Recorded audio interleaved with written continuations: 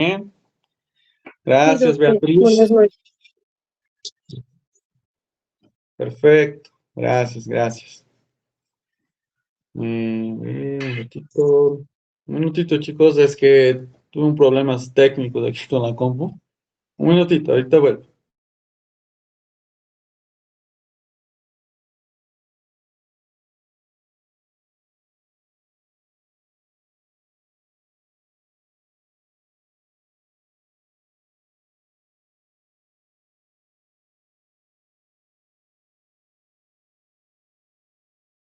Hoy va a ser de medicina interna, ¿no?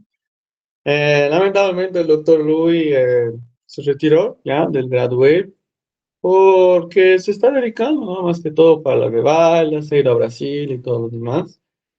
Entonces yo he recibido, ¿no? La invitación para dar clases de medicina interna, ¿no? Entonces yo estaré siendo aquí docente también de ustedes en la materia de medicina interna.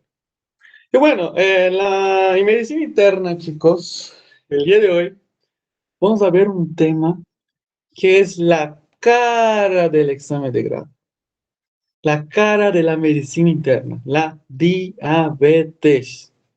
Ese tema, chicos, es muy, muy, muy prevalente en el examen de grado. No solo por su historia clínica, es porque preguntan demasiado, sea cosas generales. Hay muchas preguntas que salen de aquí. Y una cosa les digo, ¿ya? En la mayoría de los exámenes de grado que yo he acompañado, la gran mayoría, en medicina interna eran diabetes descompensada. Entonces, tengo que tomar cuidado con ese tema, ¿no? Tengo que saber algunas cosas. Y aquí, antes de empezar el tema, quiero que ustedes tengan muy claro en sus cabecitas que yo puedo tener dos escenarios en mi examen de grado. Sí. O bien mi paciente va a estar internado por una diabetes descompensada, o mi paciente puede estar internado por el pie diabético, el famoso pie diabólico, ¿no? Entonces yo puedo tener esos dos escenarios. O a veces algunos de ustedes tienen tanta suerte que el paciente tiene los dos juntos, ¿no? Está internado por su pie diabético y diabetes compensada, ¿no? Un plus, un bonus ahí, ¿no? Pero bueno, la próxima clase vamos a ver bien eso de historia clínica, no se preocupen. Pero hoy nos centraremos aquí en la teoría. ¿Qué es el diabetes? Aquí su material dice, es un síndrome, tengo que mencionar la palabra síndrome, caracterizado por la alteración del metabolismo de carbohidratos, lípidos, proteínas, ¿no? Algunos piensan que solo es carbohidrato el problema, ¿no? Corto el carbohidrato y estoy bien, ¿no? Todo lo que nosotros comemos, en el final de la absorción de las comidas, yo voy a tener azúcar, voy a tener glucosa. Entonces, la alteración de ese metabolismo me puede generar diabetes, ¿no? Pero aquí, chicos, quiero que ustedes entiendan algo. Si nosotros fuéramos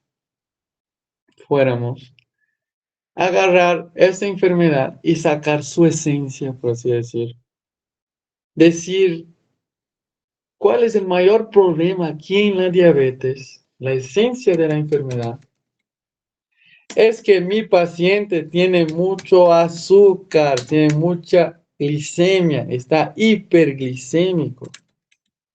La hiperglicemia, chicos, es el pilar de la diabetes, de mi problema aquí. ¿Sí? ¿Y por qué tengo esa hiperglicemia? ¿Por qué tengo exceso de azúcar en la sangre? Es porque las pinches células de nuestro cuerpo, las células del cuerpo, todas ellas necesitan de azúcar, glicosa, ¿no? Vamos a poner aquí glucosa. Necesita de azúcar, energía para sobrevivir, perdón. Es su combustible, ¿no? Pero esas células son muy flojas, ¿sí? ¿Por qué flojas? Porque quieren que alguien le dé su glucosa, su alimento en su boquita, ¿sí?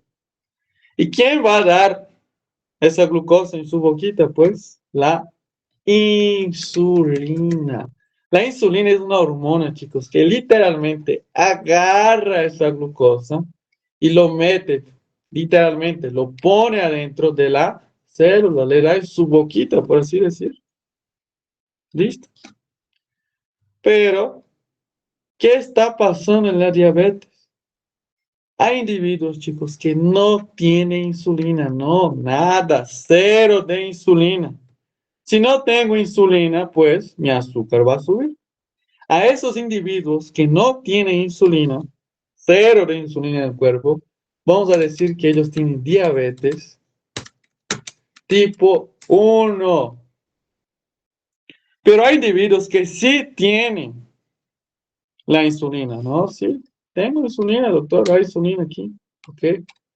Pero el problema aquí de ese paciente es que quizá esa insulina es muy poquito.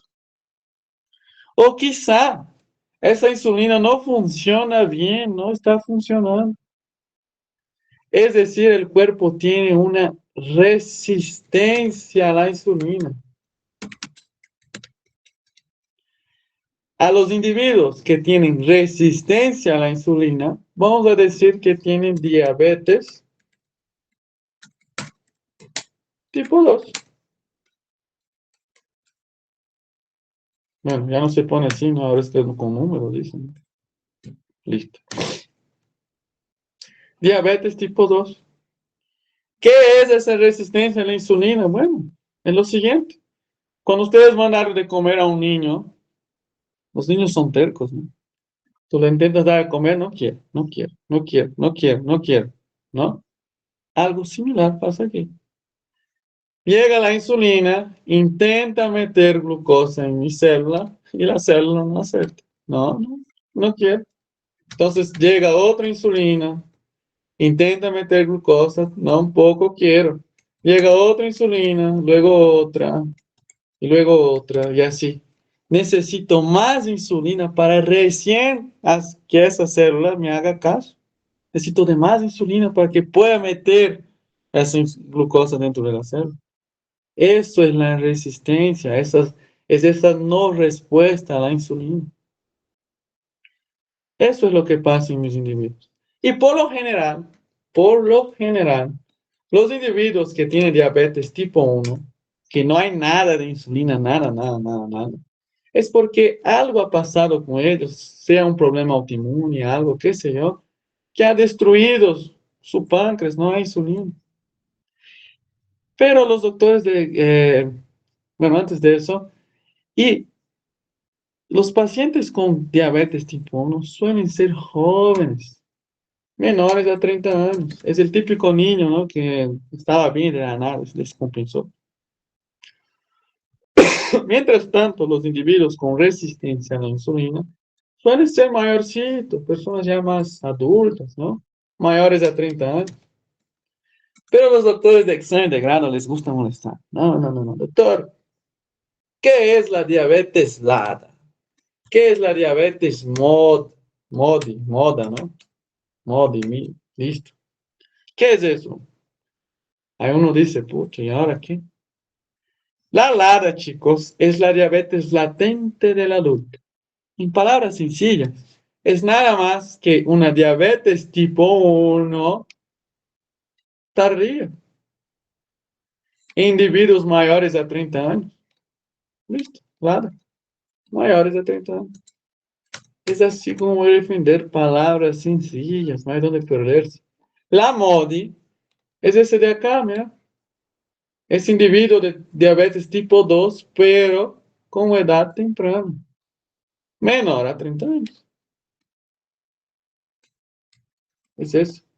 Una forma de acordar, ¿no? Es que los jóvenes les gusta estar siempre en la moda, ¿no? Entonces, moda ahí de diabetes tipo 2 en jóvenes, ¿no?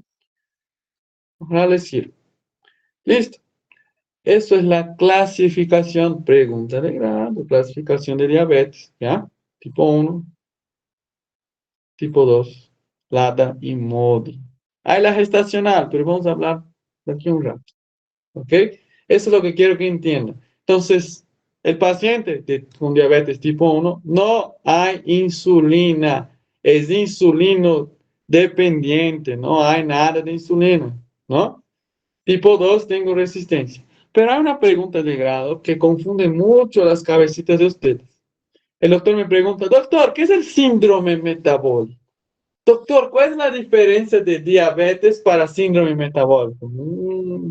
Muchos piensan que el síndrome metabólico es una diabetes tipo 2. No piensan eso, ¿no? Ah, diabetes tipo 2, sí. No, no, no, no, no, no, no. El síndrome metabólico, chicos, es un conjunto de factores de riesgo que que mi paciente puede presentar, que va a hacer con que él tenga resistencia a la insulina, que ese paciente pueda tener después, futuramente, una diabetes mellitus tipo 2. Es ese típico paciente que es más gordito, ¿no? Está obeso, come lo que sea, le vale la vida, ¿no? Tú miras su cuello del paciente, está oscuro, como si estuviera sucio, pero no es suciedad. Es acantosis nigricans, ¿no? Ese paciente no tiene diabetes como tal, pero sí ya debe tener algo de resistencia a la insulina, ¿sí? Puede ser que de aquí a algunos años sí tenga diabetes, pero no es diabetes. Tengo que saber eso. Síndrome metabólico es decir, conjunto de factores de riesgo, nada más. ¿Ya? Y obviamente que está relacionado con esa resistencia a la insulina, ¿ya? Cuidado. Pregunta de grado también. Doctor, ¿qué es la acantosis nigricans? La acantosis nigricans, chicos, es simplemente esa coloración, esa hiperpigmentación, ese oscurecimiento de regiones donde tengo mucho atrito. ¿Qué regiones tengo mucho atrito? Pues las regiones donde tengo pliegues. Por ejemplo, axilas, cuello, la región de la ingle, los codos. Son regiones que constantemente yo estoy ahí golpeando, teniendo atrito, ¿verdad? Puedo tener acantosis, nada más. ¿Cómo explico eso, doctor? Es el escurecimiento de la piel en cuello, axilas, dice. Es una forma de decir tranquilo, no hay de perderse aquí. Los acrocordones, chicos, son esas pequeñas verruguitas que el paciente tiene en la región del cuello, que son chiquititas, ¿no? No sé si alguien ha logrado ver alguna vez. Creo que voy a poner una imagen después aquí en el material para que sepan qué es, ¿no? Se ubique. Pero la mayoría ha visto. Cuanto a la clasificación, ya hemos hablado, ok, bonito. Pero hay una pregunta aquí en el examen de grado que es, doctor, ¿cuáles son las 4 P's de la diabetes? Unos ya de memoria ya entienden, pero algunos quizá no entienden muy bien la enfermedad. Entonces yo les explico. ¿Qué es lo que está pasando con mi paciente aquí? Lo siguiente. Las células, chicos, mi célula acá está hambrienta, está triste, ya está llorando de hambre. Tiene mucha hambre porque no entra azúcar dentro de él. Mi paciente no tiene insulina, no tiene esa resistencia. Entonces, ¿qué pasa con el cuerpo? Aunque tenga mucho azúcar en la sangre, pero no me sirve, pues, no está ingresando a la célula. Las células están hambrientas, mueren de hambre. Entonces el cuerpo, con un intento erróneo, dice, no, me está matando, ese paciente me está matando. Entonces ya, a ver, necesito comida, necesito combustible, ya, que coma. Entonces activa los centros del hambre y mi paciente va a tener qué cosa, pues la famosa polifagia. Mi paciente tiene mucha hambre, come demasiado, pero no mejor. No, no, no, no, no. Porque aunque coma, ese individuo no logra meter glucosa en las células, solo va a aumentar su glicemia. ¿Y qué pasa? El cuerpo dice, pucha, me está matando, no llega azúcar en mis células. Ya, voy a gastar todas mis reservas de energía. ¿Cuál es la mayor reserva energética de mi cuerpo? Pues son las grasas. Mi cuerpo empieza a quemar grasas y sin parar. Quema toda la grasa que tengo en mi cuerpo. Como resultado, si estoy quemando grasa, ¿qué va a tener mi paciente? Pues pérdida de peso. Parece increíble, ¿no? El paciente come mucho y pierde peso, ¿no? Un sueño. Pero el problema es que el azúcar aquí, mira, en las alturas. ¿Y cuál es lo malo de perder peso quemando grasa, literalmente? Es que al quemar grasa,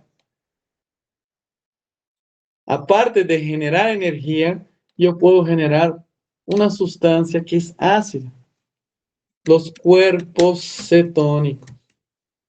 Y vamos a hablar de ellos más adelante. Solo quiero que entienda eso. Quemo grasa, tengo cuerpos cetónicos. Listo. Seguimos. Esa sangre, chicos, de mi paciente está dulce, dulce, dulce como miel. Literalmente, un melazo, miel. El riñón no puede filtrar, no logra filtrar un sangre como miel. No, no, no, no, no. El riñón no logra. Llega esa sangre allá en mi riñón, el riñón mira y dice, "Pucha, ¿qué es eso? No, no, pues no. ¿Qué es esa cosa? Necesito diluir esa sangre. Necesito botar ese azúcar de la sangre. ¿Qué va a hacer el riñón? Va a sacar todo el líquido que pueda del cuerpo del paciente. ¿Sí? Va a meter líquido el máximo que pueda para tratar de diluir esa sangre. Resultado, mi paciente va a ir al baño, va a orinar grandes cantidades de orina en varias oportunidades. ¿Qué va a tener el paciente? Poliuria. No confunden con polaquiuria. La polaquiuria que ustedes han visto allá en Ito es cuando mi paciente va al baño en varias oportunidades, pero orina poquito, unas gotitas. Aquí no, mi paciente va varias veces al baño, pero orina harto líquido, harto orina. Poliuria. ¿Por qué? Porque mi riñón está tratando de diluir la sangre. Simple así. ¿Ok?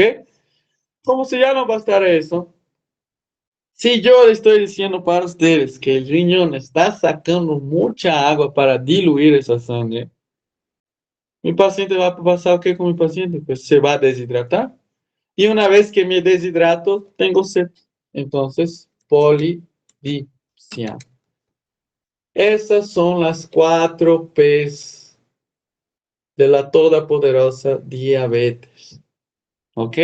Voy a necesitar explicar así como yo les he explicado para ustedes. Jamás, no. Doctor, ¿cuáles son las 4 P, doctor? Poliuria, en la orden que ustedes quieran. Poliuria, polifagia, po- poliuria, polifagia, polidipsia y pérdida de peso. Aquí la pregunta que se pueden hacer es lo siguiente, doctor, ¿qué es de poliuria? ¿Qué es polifagia? Comer mucho. ¿Qué es polidipsia? Mucha sed. Es eso, nada más. Pero puede ser que también el jurado, la bancada de grado, te diga, doctor, ¿cuál es la quinta P? La quinta P, chicos, solo menciono 100,000 preguntas. La quinta P es prurito. ¿Por qué? Hay tanto azúcar en ese paciente que la glucosa empieza con palabras así rudimentarias, ¿no? Obviamente, si vamos a ver más a fondo, un poco diferente, pero bueno, para que se acuerden, se deposita como si fuera un azúcar puro, glucosa pura ahí, ¿no? Si tengo glucosa pura en mi piel, tengo prurito. Escozor, ¿no? Listo. Esas son las 4 P's y la quinta pregunta clásica en examen de grado.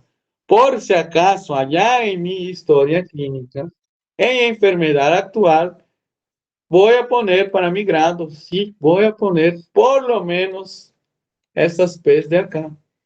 De preferencia, no ponga pérdida de peso, porque eso tarda un poquito para que el paciente perciba esa pérdida de peso. ¿Ok? Entonces, de preferencia, no ponga. Por lo general, ese paciente se ha descompensado ahí de la nada y listo, ¿no? Empezó a presentar eso. A ver qué ha pasado. Listo. No ponga. Peor el prurito, no ponga tampoco. ¿Ya? Bueno, sigamos. Pero aunque la clínica sea bien sugestiva, ¿no? Yo para diagnosticar diabetes necesito diagnósticos laboratoriales. Y aquí, chicos, tengo dos criterios que yo puedo tomar en cuenta. Uno es el criterio de la OMS, de la OMS, y los criterios de ADA, ¿no? El problema es que los criterios de ADA te dividen la diabetes en prediabetes, hay muchos valores, entonces es más complicadito de defender. Y en el examen de grado, más bien, me aceptan los criterios de la OMS. Entonces, si me preguntan los diagnósticos, vamos a basarnos en la OMS, ¿ok? ¿Por qué? Va a valorar los mismos criterios de ADA, pero los valores nomás cambian un poquito entre uno y otro. ¿Cómo funciona? Si me pregunta el diagnóstico, no voy a decir según la OMS. No, no, no, no, no. Me pregunta el diagnóstico, voy a decir glicemia y ayunas, glicemia postprandial, ¿no? Todo. Y menciono los valores. Cuando hago glicemia y ayunas, chicos, pido a mi paciente que esté en ayunas, de ahí sin comer sus 8 horas, qué sé yo. Si mi glicemia es mayor a 126 en dos tomas, es decir, una toma hoy y otra mañana, tiene diabetes. Pero también puedo pedir una glicemia postprandial, una glicemia al azar también, ¿no? Que es lo mismo. Es decir, ustedes no han comido, ¿verdad? Si yo hago ahorita un test de glicemia con ustedes, probablemente salga un poquito elevado, porque han comido. Eso es la glicemia al azar. Si al azar su glicemia está mayor que 200, diabetes. Cuidado, ¿ya? Y aquí, chicos, por si acaso, esos son laboratorios. Cuidado, piensen que eso es la glicemia capilar que hacemos en el hospital. No, eso es otra cosa. No entra como diagnóstico, ¿ya? Pero hay un problemita. Hay pacientes que yo le digo, mira, mañana tú vienes de ayunas y te vamos a hacer un examen de glicemia, ¿ya? En la mañanita. Pucha, el paciente llega a su casa asustado, pucha, el doctor me va a reñir. Ve que mi glicemia está elevada. No, no, no, no, ¿sabes qué? No voy a comer nada, solo agüita. Doy todo el día agua. Listo. El paciente pasa todo el día sin comer, llega el día siguiente en la mañanita, saco su glicemia y está normal, o quizás hasta un poco disminuido también, pues todo el día sin comer, ¿no? Entonces me puede engañar el paciente. ¿Cómo hago para saber, para pillar a esos pacientes? La famosa hemoglobina glicosilada. La hemoglobina glicosilada, chicos, me da un historial de cómo estuvo el azúcar en ese paciente en un periodo de 4 meses. ¿Cómo me voy a acordar si es 4 meses, 3, 2, 1 mes? Bueno, si yo les pregunto a ustedes cuánto tiempo vive un glóbulo rojo, un eritrocito, muchos se van a acordar, ¿no? Y van a decir, 120 días, 4 meses. Pues la hemoglobina es lo mismo. Y aquí yo tengo ese patrón, ¿no? Aunque mi paciente me ha engañado un día, jamás me va a engañar la hemoglobina glicosilada, ¿no? Me dice cómo estuvo ese azúcar en 4 meses. Si mi paciente tiene una hemoglobina glicosilada mayor a 7,5, estuvo descompensado ese paciente. Más que diagnóstico, la hemoglobina glicosilada me sirve para control. Pero hay un otro diagnóstico también, un otro criterio diagnóstico, que se llama test de tolerancia oral a la glucosa. Ese test de tolerancia oral a la glucosa, chicos, es un test que yo me atrevo a decir que sería el más fidedigno. Por el problema es que tarda mucho. Yo tengo que tomar 3 tomas de mi paciente. No, no se utiliza tanto. Pero hay una preguntita también de examen de grado aquí. ¿Sí? Doctor, ¿cómo realizo el test de tolerancia oral a la glucosa? ¿Cómo voy a hacer ese examen? Lo que va a suceder aquí, chicos, es que a mi paciente, primero, yo le voy a tomar una glicemia en ayunas. Tomo su glicemia en ayunas de mi paciente y luego le voy a dar glucosa. ¿Sí? ¿Cómo? Mi paciente ahí, tranquilito, sentadito, agarro 75 gramos de glucosa, de azúcar, voy a decir, ¿no? Pero es glucosa, tiene ya en el hospital. Y voy a diluir en 200 ml, en 200 cc de agua. ¿Ok? Solución. Agua de preferencia, ¿no? Y voy a dar a mi paciente que tome. Va a ingerir y esto es dulce, chicos, bien dulce, parece a mí. ¿Y qué voy a hacer yo? Supongamos que ese paciente hemos hecho eso a las 12, mediodía, 12 horas. Voy a esperar una hora. Y en la primera hora, después que sea más o menos las 1 de la tarde, voy a pedir otra prueba de glicemia. Listo. Pasan 2 horas. A las 2 de la tarde hago otra prueba nuevamente en mi paciente. ¿Y qué es lo que pasa? Si mi paciente en la primera hora tiene valores mayores a 200 miligramos por decilitro, diabetes. Pero puede ser que en algunos individuos en la primera hora esté normal. Entonces en la segunda hora puede ser que esté alterado. Si está alterado en la segunda hora, igual es diabetes. Nada más. Pregunta de grado es eso, chicos. ¿Cómo realizo? ¿Ok? Y los valores tengo que aprender, pero ¿sabe cuál es el problema de los valores? Es que eso que hemos visto aquí son valores de una paciente que no está embarazada. ¿Ya? Si hablan ustedes, en cualquiera ahorita. El problema aquí, chicos, es que en la mayoría de las preguntas sobre el test de tolerancia oral son hechos por ginecólogos. Entonces ellos quieren saber el valor en el embarazo. ¿Y sabe cuál es el problema?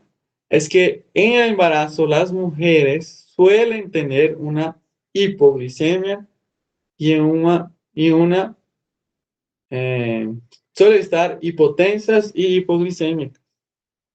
Entonces mis valores cambian. Mira, aquí es 180, aquí es 153. Tengo que tomar eso en cuenta. Ahora sí hablaremos rapidito de la diabetes estacional. ¿Qué es eso? ¿Qué es lo que está pasando? Bueno, si yo les pregunto ahorita, ¿en qué semana tengo el desarrollo de la placenta? ¿Qué me dirían? ¿Qué me dicen, chicos? ¿En qué semana empieza el desarrollo? 12.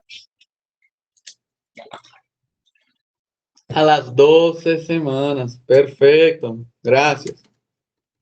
A las 12 semanas, chicos, tengo desarrollo de la placenta. ¿Y qué es lo que pasa aquí?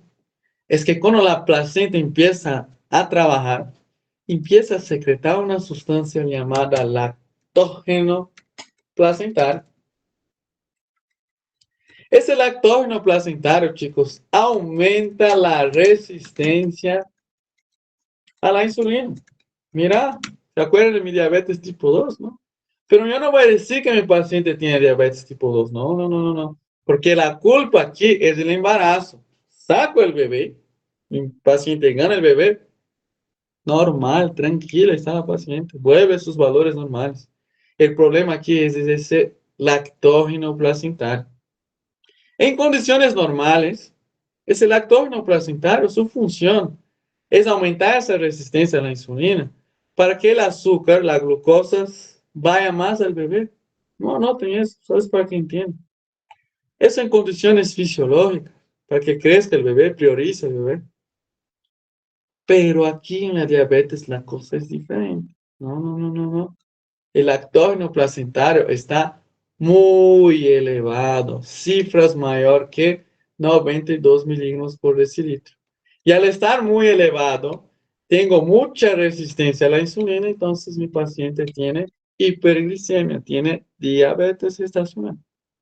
Pero solo voy a decir que es diabetes estacional si diagnostico eso a partir de las 12 semanas.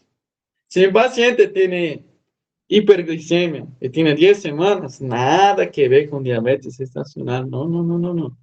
Solo es diabetes estacional si es mayor que 12 semanas. Por eso anoten ahí en su material, ¿no? Estacional mayor a 12 semanas. Diabetes crónica menor a 12 semanas.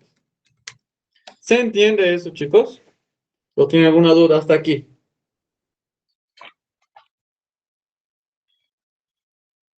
Perfecto. Mis preguntas son estas, puntuales. Yo les estoy explicando, pero les estoy explicando también cómo voy a contestar, puntual. ¿Ya? Son valores, preguntas y respuestas.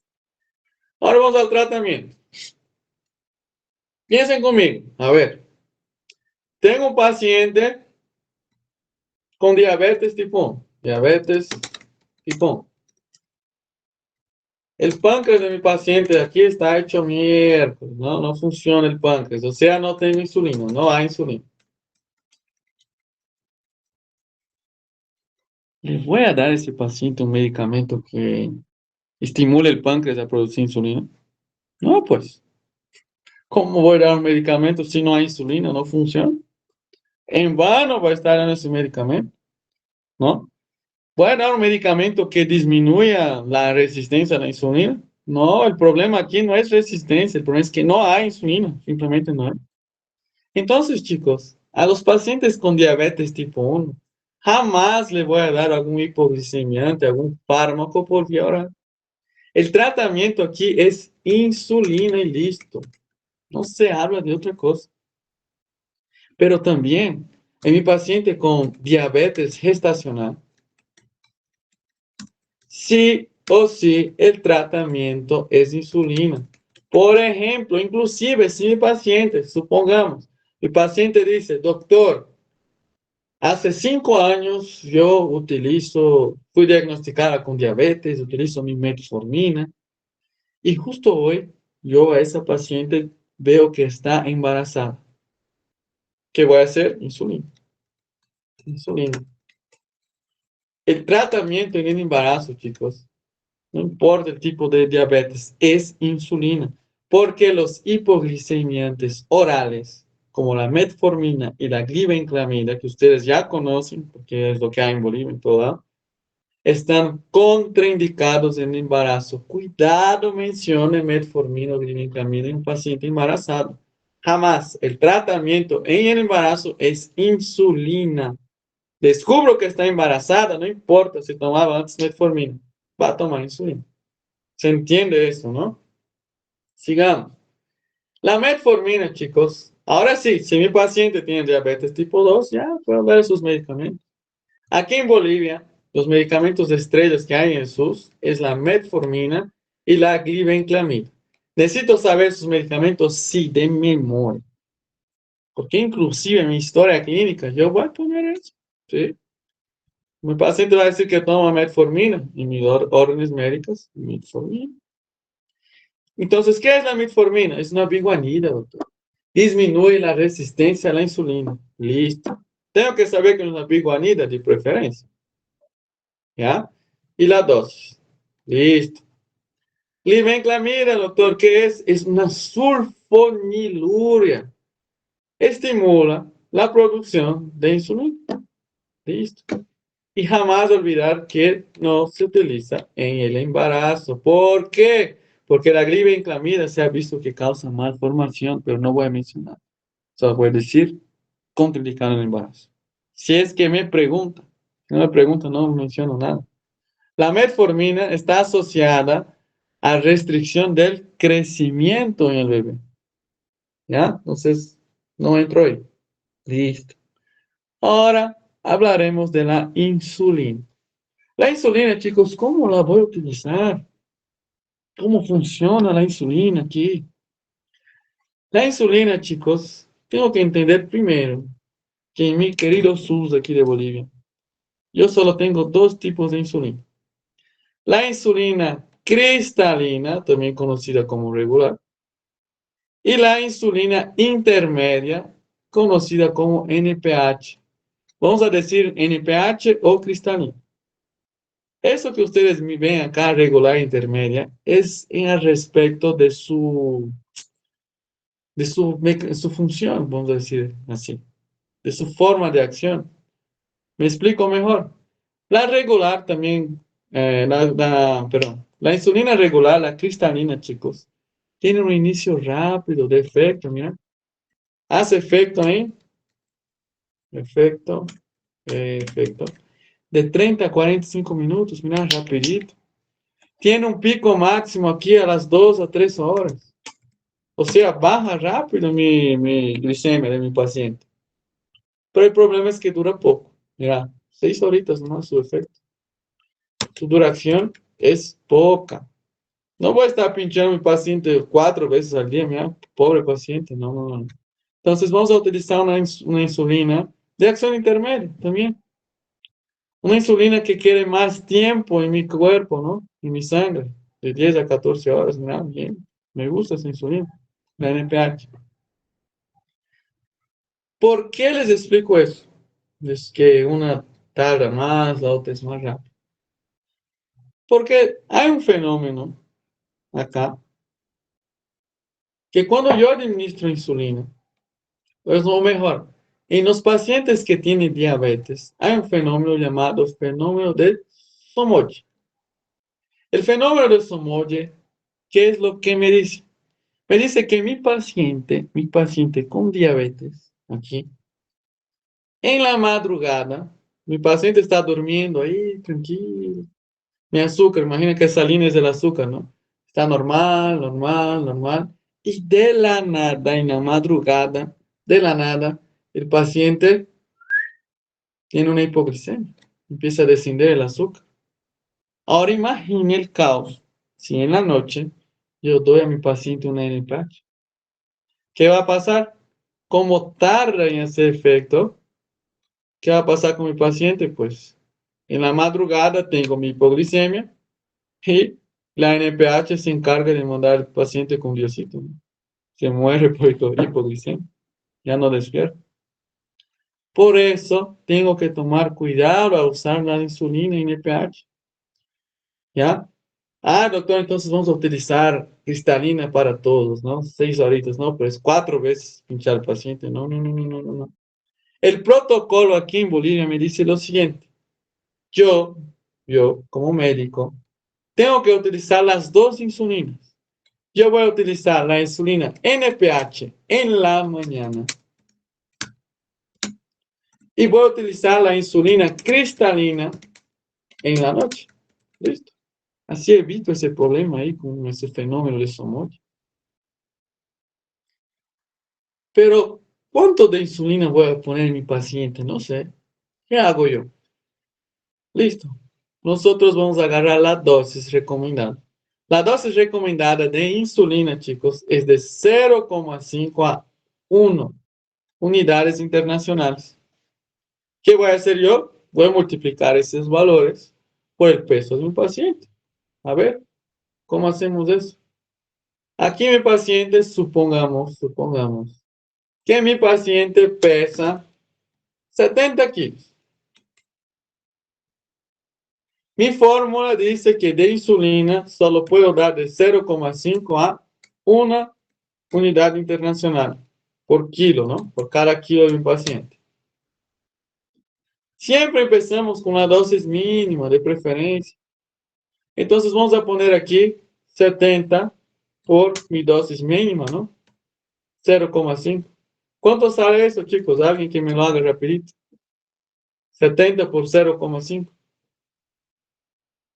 ¿Alguien? 35. 35, mira. 35 unidades internacionales de insulina. Pero, pucha, ahora, ¿qué insulina? Yo voy a poner 35 unidades de NPH. No, no, no, no, no, no. Hay una regla. Me dice lo siguiente, que el resultado de mi cuentita acá, yo voy a dividir en 3 partes iguales, donde el 2/3 va a ser de NPH y el 1/3 de cristalina o regular, ¿no? ¿Cómo es eso? Bueno, vamos a dividir en 3 partes, a ver. Insulina me dio 35. Entonces, yo voy a dividir eso por 3 partes iguales, como he mencionado, ¿no? Entonces, dividan ahí por 3. ¿Cuánto sale? 35 por 3, chicos. 11.6. ¿Cuánto? 11.6. 11,6 unidades internacionales de insulina. Pero miren, la insulina o es 10, o es 11, o es 12. No existe fracciones. No hay 11,6 unidades internacionales. Es número entero. Pero miren, estoy utilizando la dosis mínima. Tengo que redondear, ¿verdad? Pero si redondeo para 11, estoy dando muy poquito, no me sirve. Entonces, como estoy en la dosis mínima, redondeo para más. Pongamos aquí un 12, ¿no? Pero miren, hemos dividido por 3. Es como si yo tuviera tres partes iguales, ¿no? 12 unidades internacionales, 12 unidades internacionales, 12 unidades internacionales. Listo, dividí mis 3 partes. ¿Qué dice mi regla? Que el 2/3 de acá es insulina NPH. Entonces, ¿cuál va a ser la dosis de NPH para mi paciente de 70 kilos? Pues 24. 12 más 12. Listo. Y ese 1/3 va a ser de cristalina. Entonces, ¿qué voy a hacer? Cristalina en la noche. Doy 12 unidades internacionales. Listo. Así hago mi cuenta. En mi examen de grado, ¿voy a necesitar hacer cálculos? No, no, no, no, no, porque no tengo el peso del paciente. Allá, si es que pusiera insulina, porque mi paciente me refiere que use insulina, lo único que iba a poner allá es insulina, NPH, 2/3 en la mañana. Y abajo, insulina, cristalina, 1/3 en la noche. Y espero la pregunta. Cuando veamos historia clínica, pues eso va a quedar más claro. ¿Ya? Listo. ¿Tienen alguna duda de cómo hago el cálculo acá? Porque eso necesito estar ubicado, por lo menos. ¿Ya? Bueno, como no dicen nada, me imagino que no hay dudas. Bueno, la dosis, chicos, en el embarazo cambia un poquito, ¿ya? Como ustedes pueden ver. En vez de ser por 0,5, aquí es 0,7. En vez de ser 0,5, en el tercer trimestre es 0,9, ¿no? Esos valores tengo que aprender de preferencia. Si no puedo, espero un doctor. Pero, cuidado, ¿ya? Es importante saber. Diabetes es un tema muy preguntado. Seguimos. Los fenómenos ya hemos hablado, ¿no? El fenómeno de Somoya, el principal, el que más me interesa. Pero tengo otros también. Me dice que los pacientes en las mañanitas, los pacientes que tienen diabetes, están dulce, dulce, dulce como miel, ¿no? Los pacientes tienen hiperglicemia en las mañanas. Fenómeno de algo. Fenómeno de rebote, no sé, yo tengo mi paciente que está dulce ahí, ¿no? Bien dulce, y yo uso mucha insulina en mi paciente. ¿Qué va a pasar? Tengo una hipoglicemia, tengo un bajón, así por decir, y de la nada el cuerpo hace un rebote, una supercompensación. Tengo una hiperglicemia, un rebote como tal, ¿no? Eso se está dado por sus hormonas, ¿ok? Ah, necesito aprender detalles de eso, no.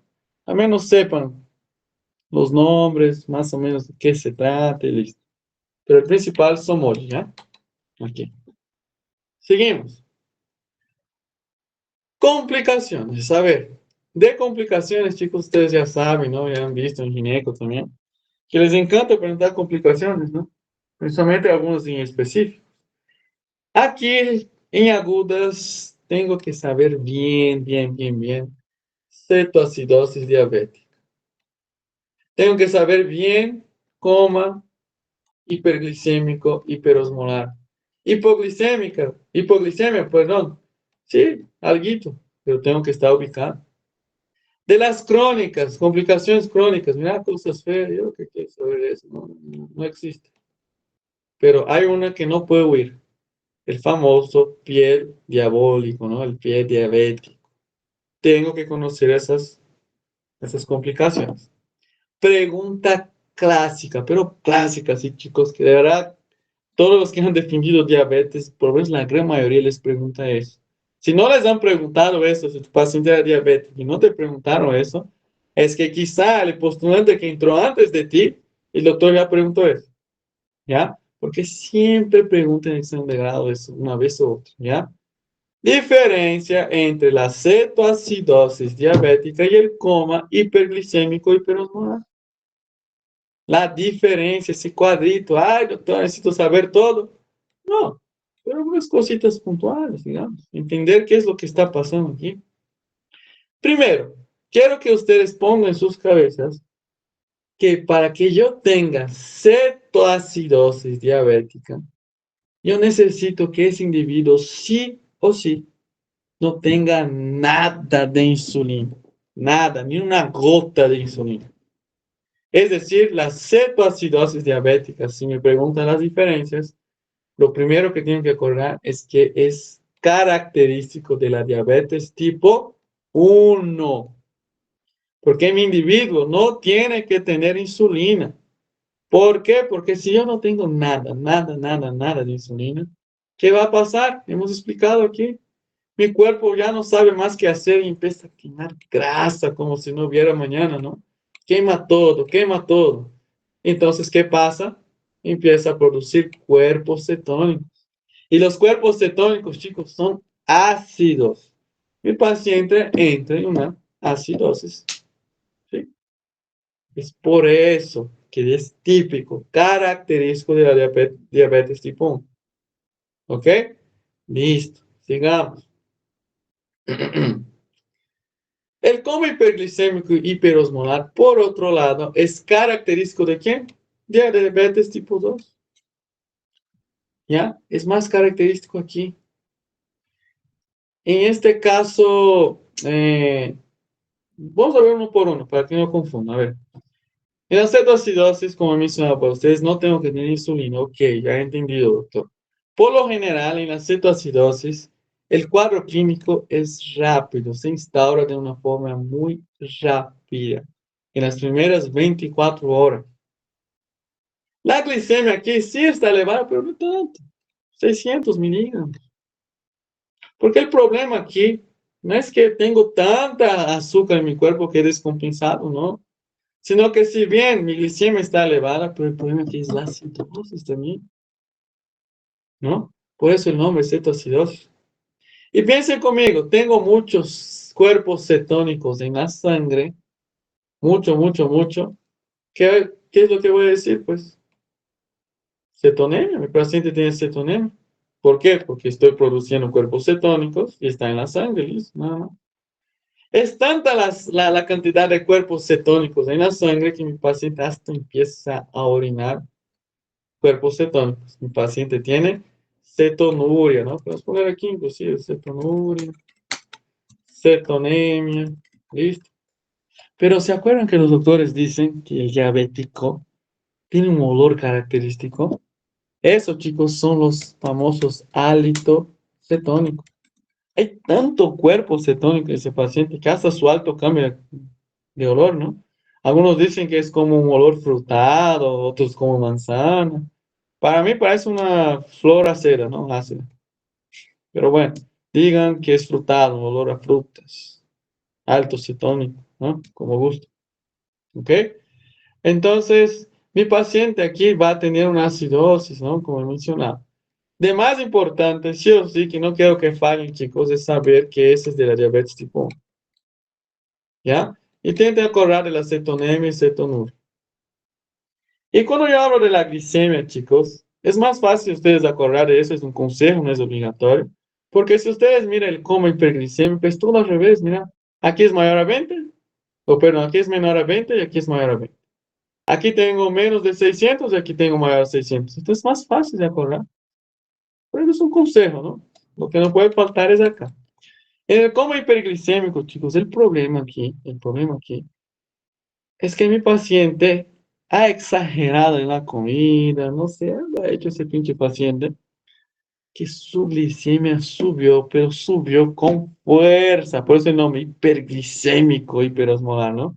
Su sangre está muy denso, está muy lleno de azúcar, ¿no? ¿Y cuál es el mayor problema aquí en el coma hiperglicémico? En la cetoacidosis hemos dicho, ¿no? El problema es la acidosis. Tengo cuerpos cetónicos por todo lado. Pero en el coma hiperglicémico, chicos, el problema es la deshidratación. ¿Se acuerda acá al inicio de la clase que he mencionado para ustedes que el riñón no puede diluir la sangre cuando está muy dulce? ¿Qué hace con que el paciente tenga poliuria? Saca todo el agua del cuerpo. Chicos, imagina un paciente con 600 miligramos de glicemia. Va a botar agua como si no hubiera otro día. Paciente orina, orina, orina. Y como ya no va a estar eso, siempre que la sangre de mi paciente está muy densa, ya arrastra agua de todo tipo de lugar que ustedes imaginen del cuerpo. El problema aquí en el coma hiperglicémico es una deshidratación severa. Si no hago nada con mi paciente, se va a morir por la deshidratación. El problema aquí es la deshidratación. La cetoacidosis tengo de deshidratación, doctor. Hasta tengo, pero no vamos a mencionar el examen de grado. Pero ¿por qué no es tan marcante como por ejemplo en el coma? ¿Se entiende? ¿No? Más o menos la lógica aquí. Entonces voy a decir que uno es de la tipo 1, de la 2. Ya sé que el problema de la cetoacidosis es la cetonemia y cetonuria.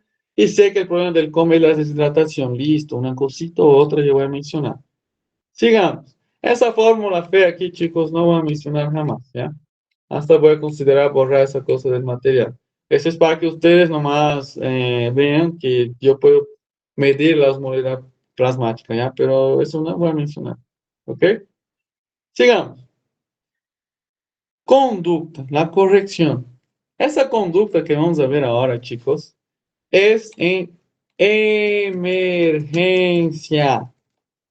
Es el paciente que tiene su diabetes descompensada en emergencia. Ustedes no van a hacer eso en su historia clínica de su paciente internado. Nada que ver. ¿Ok? ¿Cómo corrijo la glicemia de mi paciente? ¿Qué voy a hacer? ¿Cuál es la conducta? Pregunta de examen de grado. ¿Cuál es la conducta en la cetoacidosis o en el coma o en diabetes descompensada? Inclusive la mayoría de las veces la pregunta viene así, ¿no? Doctor, en tu paciente, ¿qué harías cuál sería tu conducta en la emergencia? Así. Y muchos van a decir, ya tengo mucho azúcar, le voy a dar a mi paciente insulina, insulina, insulina, insulina para todos. No, no, no, no, no, no, no. No voy a dar insulina a mi paciente. Ahorita no.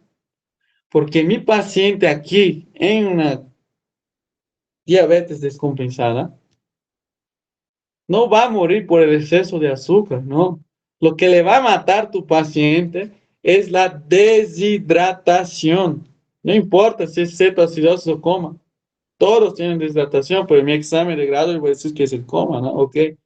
Pero todos yo voy primero a hidratar a mi paciente. Diluir ese azúcar también, ¿no? Ayuda. Inclusive la deshidratación aquí es tanta que mira, la hidratación agua a chorro, pues. 1 litro de solución en 1 hora, luego agarro 5 litros y 23, listo. Una vez que hidrato a mi paciente y me certifico que no se va a morir por su deshidratación, ¿qué hago yo? Ahora sí, doctor, la insulina, la insulina.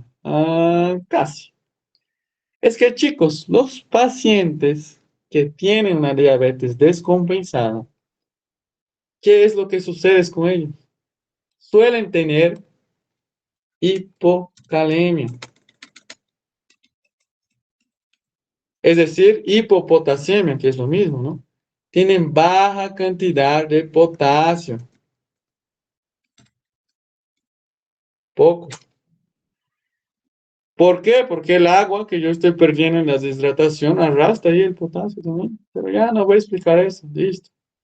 Pierde potasio mi paciente, es lo que necesito saber.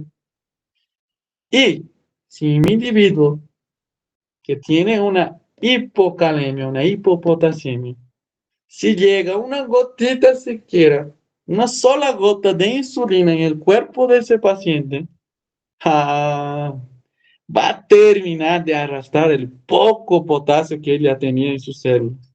Ahí sí se va a descompensar con una hipocalemia severa. Hasta puede evitar el paciente. Por eso, nosotros, antes de poner insulina en mi paciente, tengo que ver cómo está el potasio. Sé que en mi rural a veces los doctores ya ponían la insulina de inmediato. Está mal. Se debe pedir potasio. Así está en las directrices internacionales, bla, bla, bla, bla, bla, bla, bla. ¿Ok? Entonces, observación. Pido o averiguo potasio. No se olvide el valor normal, ¿ya? 3.5 a 4.5. Listo. Ahora sí, si mi paciente, su potasio está bonito, está en valores normales, ya, ¿qué voy a hacer yo? Voy a ver cuánto está la glicemia de mi paciente, la glicemia actual, ¿no? Supongamos que mi paciente está bien dulce, ¿no? Vamos a poner aquí 400 miligramos por decilitro. Listo. ¿Qué me dice mi fórmula? Yo voy a agarrar la glicemia actual de mi paciente y voy a multiplico por 0,03 unidades internacionales, ¿no? Esa es mi dosis. Multipliquen ahí, chicos, 400 por 0,03. ¿Cuánto les sale? Hola. 12. 12, mira. Han multiplicado y eso me salió 12. Entonces, ¿qué voy a hacer yo?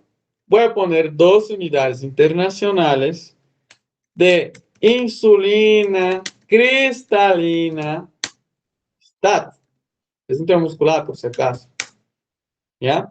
Ay, doctor, pero ¿por qué no NPH? Porque tarda en hacer efecto, pues. Yo quiero que mi paciente mejore rápido, entonces cristalina.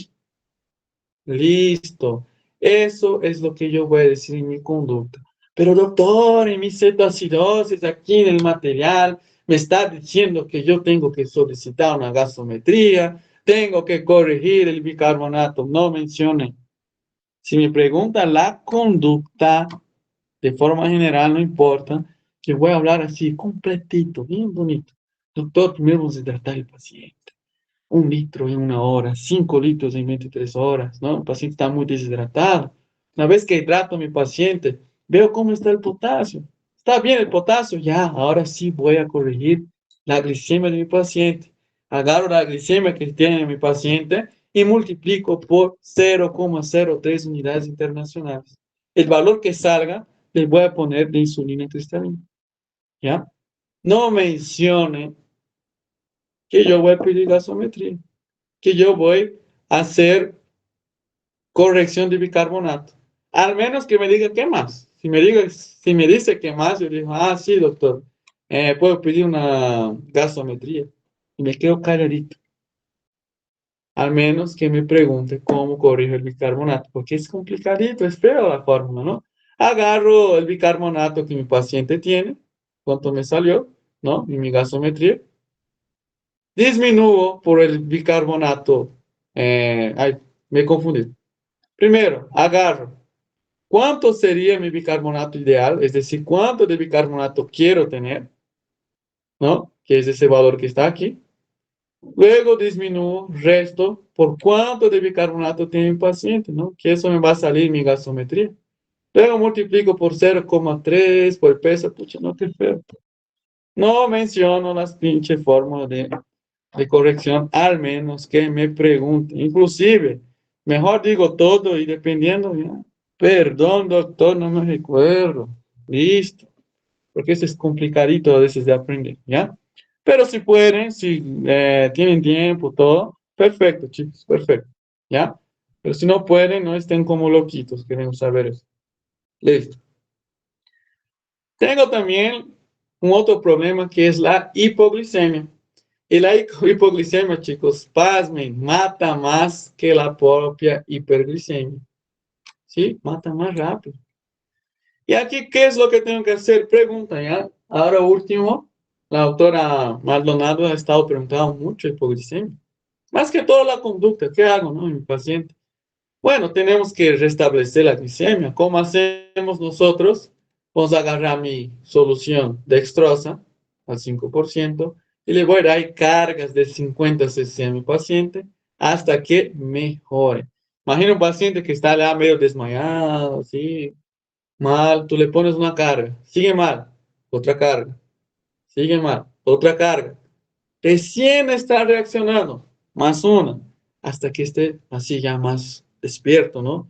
Tu paciente, ahí sí, recién paro de dar cargas de destrozo a mi paciente. Así funciona. ¿Y cómo hago para diagnosticar hipoglicemia? Triada de Whipple. Pregunta de grado, ¿qué es la triada de Whipple, no? Aquí, chicos, la triada de Whipple, como ustedes ven, primero mi paciente va a presentar síntomas de hipoglicemia, ¿no? Mareo, náuseas, va a estar sonoliento, ¿no? A veces algunos pacientes están un poco ansiosos, a veces hasta taquicárdicos, ¿no? Entonces yo veo esos síntomas y yo digo, pues está hipoglicemia. ¿Cómo está la glicemia? Está baja. A ver, pongamos dextrosa en ese paciente, ya vamos. ¿Mejoró? Ah, ya. Está completa mi triada de hipo. Sí tenía hipoglicemia. Pero uno va a decir, ¿pero qué tiene que ver mejoría de síntomas? No entiendo, ¿cómo es eso? Es que la triada de hipo sirve para confirmar que de verdad mi paciente, la clínica que presentaba era de hipoglicemia. Es que lo que pasa, chicos, es que la clínica de hipoglicemia, hay enfermedades que también la tienen. Por ejemplo, una crisis de ansiedad, mi paciente puede tener náuseas. Hay pacientes que se sienten débiles. Hay pacientes que en una ansiedad, inclusive, pueden querer desmayar. O quizá el paciente tiene algo más grave que no quiero mencionar ahorita, pero que también cursan con los mismos síntomas. Pero miren, hipoglicemia mata rápido, ¿no? Si paciente llega con síntomas de hipoglicemia, yo voy a estar tratando su ansiedad. No, no, no, no. Tengo que descartar que ese paciente no está hipoglicémico. Triada de hipo. Veo que es hipoglicemia, ok, me quedo tranquilo. Pero si no es, ahí sí recién busco otras causas. Eso para la vida, ¿no? En mi examen de grado, lo único que tengo que decir es cómo realizo la conducta, que es esa que está aquí, y que solo mencionar los parámetros, no les van a molestar con eso. ¿Qué es la triada de Wii? Pues eso, nada más, la triada de la hipoglicemia. ¿Ok? Seguimos. El pie diabólico, ¿no? Aquí, chicos, no hay para dónde huir. Necesito saber esa clasificación fea. La clasificación de Wagner, sí, necesito llegar en mi examen de grado sabiendo eso. Porque puede ser que me pregunte, imagínate mi paciente es pie diabético. Tengo que saber la clasificación. Pero pucha, yo miro esa tabla aquí y me da sueño, ¿no? Tanta cosa, doctor. No, no quiero. Chicos, no necesitan aprender esa parte acá. Lo que por lo menos quiero que ustedes sepan es de eso aquí. Eso necesito que sepan. Los grados y las lesiones. Y también la conducta, que es lo que voy a hacer aquí. Piensen conmigo. Grado cero, no tengo nada. Cero, cero, cero, cero. No hay herida. Mi paciente no tiene herida, pero tiene un pie de riesgo. ¿Por qué de riesgo? Quizá está un poco rojito, quizá el paciente tiene una glicemia muy elevada, el pie está un poco allí medio dañadito, ¿no? Pero mi paciente no tiene herida, no, no hay úlcera, no hay herida. Cero. ¿Qué voy a hacer con esos pacientes que tienen grado cero? Simplemente medidas higiénico, dietéticas, ¿no? Creo que es todo junto, pero voy a escribir separado para que ustedes lean bien. Dietética. Listo. Nada más aconsejar al paciente que se cuide, nada más. Pero la cosa cambia cuando empieza el grado uno, 2 y 3. Porque esos tres Doctor, grados yo tengo úlceras, ya tengo heridas. ¿Sí? ¿Alguien me ha hablado? ¿Perdón? sí. ¿Puedes subir arriba un poquito para sacar? ¿Dónde? ¿Acá? Está. Gracias, doctor. Espera, yo voy a escribir todo acá todavía. Ah, ya. Más adelante. ¿Ya? Eh, pero esas úlceras, chicos, esas heridas de mi paciente, no es que de la nada ya están profundas, no. Comienzan así superficiales, unas úlceras superficiales, grado uno. Luego después se vuelven más profundas, grado 2. Luego se complica y tiene abscesos, ¿no? En las úlceras superficiales y profundas, es decir, grado uno y 2, en mi paciente yo voy a dar antibiótico terapia, profilaxis, también terapia, lo que sea. ¿Por qué? Porque como mi paciente está muy dulce, tiende a tener infecciones. Las bacterias les encanta eso dulce de las heridas. Aparte de eso, los diabéticos tienen problema para cicatrizar las heridas. Entonces, si tengo una úlcera, ya le doy el antibiótico para que no se complique. Pero cuando yo tengo un absceso, tengo una úlcera con absceso, todos siempre los cirujanos dicen, ¿no? Absceso drenado, absceso curado, ¿no? Entonces, en ese paciente de acá, yo tengo que drenar ese absceso, pero miren, son pacientes que tienden a tener infecciones, problemas de cicatrización. Vamos a hacer algo más quirúrgico, algo más estéril, más bonito, por así decirlo, ¿no? En el grado 3, chicos, es la famosa limpieza quirúrgica. ¿Qué va a hacer su paciente, no? La mayoría va a haber hecho esa limpieza quirúrgica, no quiere diabetes. Pero la cosa cambia en el grado 4 y 5. Porque aquí ya no tengo úlcera, tengo gangrena. La gangrena es necrosis, chicos. Se ha podrido, está negro ese pie. Está con aquel olor horrible, aquel pie negro que ustedes ya han visto quizá una vez en su internado. ¿Ya? Si tengo gangrena, ni modo. Tengo que amputar ese pie. Pero no es lo mismo un paciente que tiene una gangrena y un dedito que un paciente que tiene una gangrena en casi toda la mitad del pie. Si mi paciente tiene una gangrena limitada, es decir, así, un dedito, dos dedos, qué sé yo, ¿por qué voy a sacar todo su pie, no? Yo voy a realizar una amputación parcial. No voy a quitar todo el pie porque un dedo nomás está mal, ¿no? Pero la cosa cambia si tengo una gangrena extensa. Ahí sí tengo que hacer una amputación total. Listo, eso necesito saber para mi examen de grado de diabetes. Es mucha cosita, ¿no? Es que es el tema más preguntado. ¿Ok? Vamos a ver que los demás va a ser más resumido. ¿Se entiende, chicos? Sí, doctor. Listo. Ahora seguimos. Rapidito, hipertensión arterial. La hipertensión arterial, chicos, sé que es prevalente y todo, ¿ok? Pero es un tema que no, las preguntas son bien puntuales. Primero tengo que saber qué es, ¿no? Yo solo voy a decir que un paciente tiene hipertensión, sí, sus presiones son mayores a 140, 90. Pero no se olviden de mencionar cuando digan qué es la hipertensión, que es una enfermedad crónica. ¿Ok? No se olviden eso, es crónico. Porque nosotros eventualmente una hora u otra aumentamos la presión, ¿no? Pero luego vuelve al valor normal. La cosa es crónico, sostenido. Pero a veces nosotros estudiamos la fisiopatología de la presión arterial. Estudiamos el ciclo, renina, angiotensina, aldosterona, los medicamentos, todo. Y el doctor te mira en su examen de grado y dice, doctor, ¿qué es presión arterial? A ustedes se queda así, pucha, yo solo sé hipertensión y ahora, ¿cómo que es la presión, no? O sea, te hacen unas preguntas tontas y no sé contestar. Entonces aquí, chicos, una pregunta tonta, ¿ya? Que a veces hace. ¿Qué es presión arterial? Pues es la fuerza ejercida de la sangre en las paredes arteriales. Y quiero que ustedes entiendan todo el mecanismo de cómo funciona el aumento de la presión arterial. Funciona de la siguiente manera. Mi presión en mi cuerpo, mi presión arterial, está dada por un equilibrio de tres cositas, por así decirlo. Una de ellas es la resistencia vascular periférica. ¿Qué es eso? Cuando ustedes están ahí lavando la casa de ustedes con una manguera, o qué sé yo, el auto, no sé, están con una manguera, la manguera suelta agua, ¿no? Está saliendo agua. ¿Qué pasa si yo pongo en la salida del agua mi dedo ahí? ¿Qué va a pasar?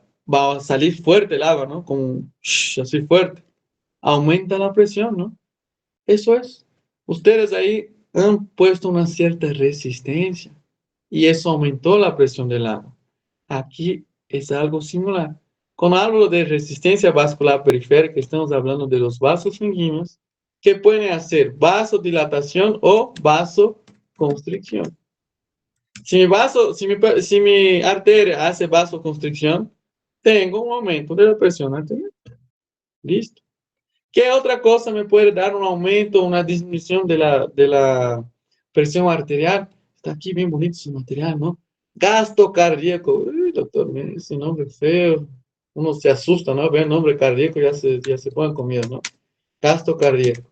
Y me dice lo siguiente, ¿no? Que el gasto cardíaco está dado por la frecuencia cardíaca y me está dado por el volumen sistólico.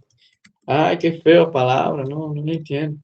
A ver, si yo digo para ustedes, si ustedes ahorita salen corriendo de sus casas y corren con toda su velocidad en un maratón de 2 kilómetros, ¿qué va a pasar con su frecuencia cardíaca mientras están corriendo? Pues sube. Cuando aumenta mi frecuencia cardíaca, es decir, mi gasto cardíaco, sube la presión arterial. Pero obviamente en ese contexto del maratón no es algo fisiológico, rapidito, normal, ¿ok? Cuando hablo de volumen sistólico, chicos, es ese paciente que, no sé, hemos aumentado el volumen sanguíneo de él. A ver, supongamos que yo he infundido a mi paciente 2 soluciones. Al poner 2 soluciones en la vena de mi paciente, yo aumento el volumen de sangre, por así decir, que va a aumentar mi gasto cardíaco, que me va a aumentar ¿qué cosa? Presión arterial, porque tengo más sangre, más volumen, aumenta la presión. O un individuo que ha comido mucha sal, mucha agua, qué sé yo, está reteniendo, el sal va a retener agua, ¿no? Entonces tengo mucha agua en mi cuerpo, tengo más volumen, tengo más presión arterial. Así funciona esa regulación de la presión, sea por los vasos sanguíneos, sea por la frecuencia cardíaca, sea por el volumen. Listo. Quiero que entienda ese contexto. ¿Puede estar explicar eso? No, muy probablemente no, pero eso es para que usted entienda todo el mecanismo aquí. ¿Ok? Ahora hay una cosa que sí tengo que saber, que es el problemita, ¿no? De ese tema. El pinche sistema renina, angiotensina, aldosterona. Tengo que saber eso. Les pregunta a veces a algunos doctores, ¿no? ¿Qué es lo que pasa aquí? Yo tengo mi pinche hígado que va a producir una sustancia que no hace nada. Su función es existir. Va a producir angiotensina. Pero mi riñoncito acá, va a producir una sustancia llamada renina, que su función de la renina es agarrar ese angiotensinógeno y formar un nuevo ser, ¿no? Es como que los dos se unen y forman una nueva sustancia.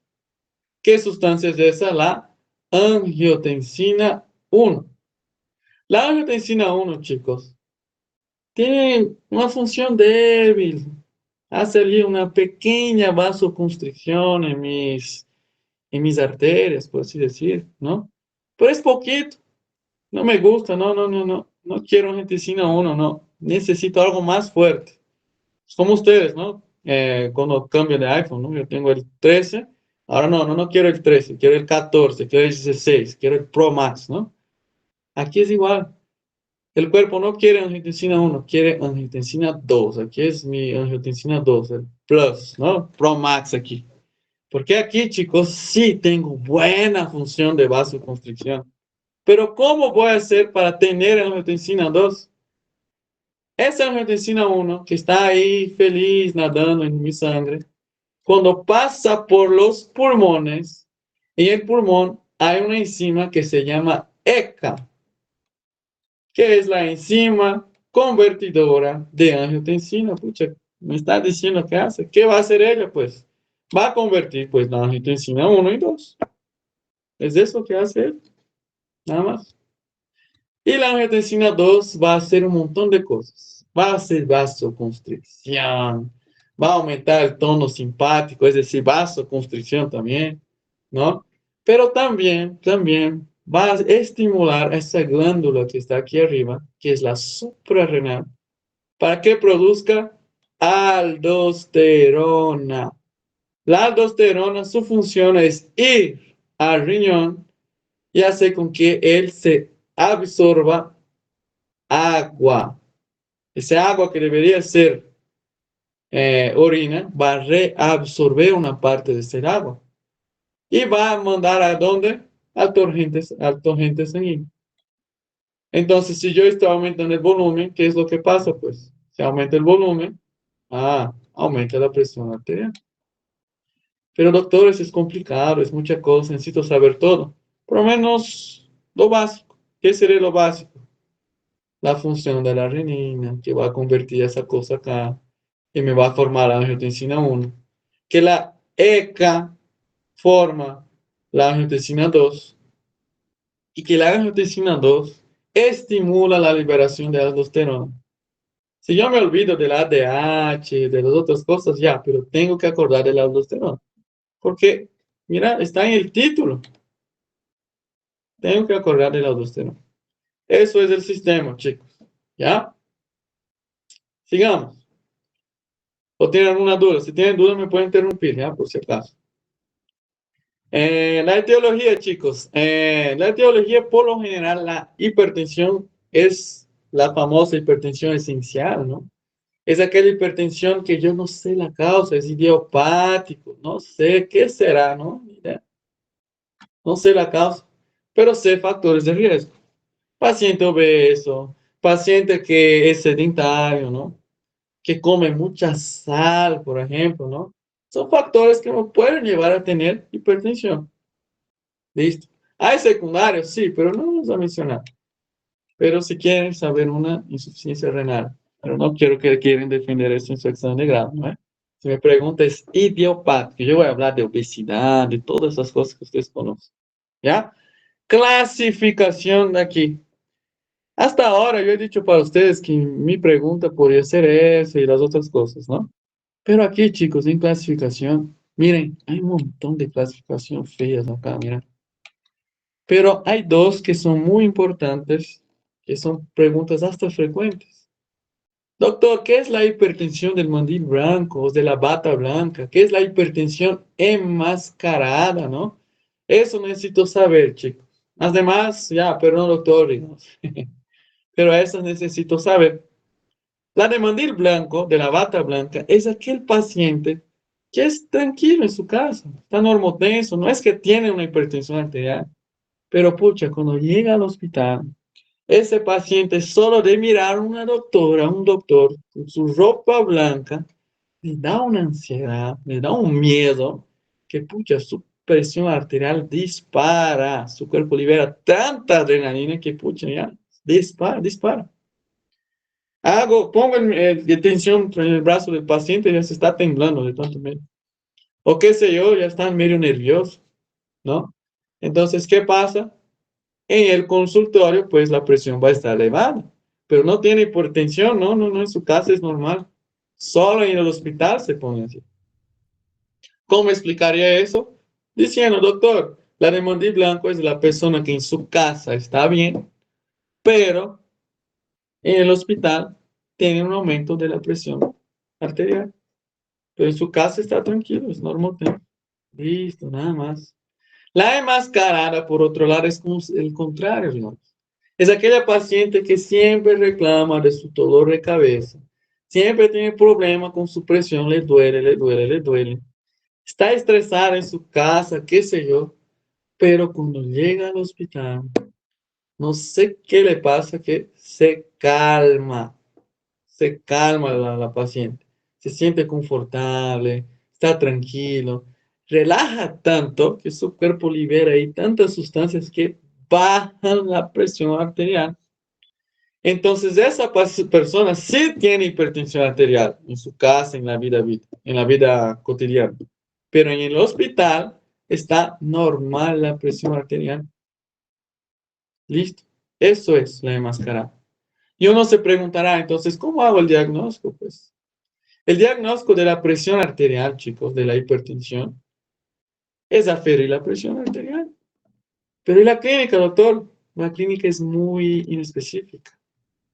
¿Me puede dar alguna idea? Sí. Pregunta de grado, por ejemplo, ¿qué es el mal silencioso? Pues el mal silencioso es la hipertensión arterial. ¿Por qué? Porque son síntomas inespecíficos. A veces el paciente ni síntoma tiene. ¿Quién nunca ha tenido una cefalea? Y ni por eso es hipertensión. ¿Quién nunca ha tenido sangrado por la nariz? Yo mismo aquí en Cochabamba, mi nariz sangra normal por el clima. Y ni por eso mi presión está elevada. Entonces, es muy inespecífica la clínica. Entonces necesito aferir, necesito ver cómo está esa presión, ¿no? Y aquí viene la pregunta de grado, doctor, ¿qué es el EMP? El EMP, chicos, es la aferición manual de la presión arterial. Es lo que nosotros hacemos en consultorio, el día a día, el tensiómetro, nada más.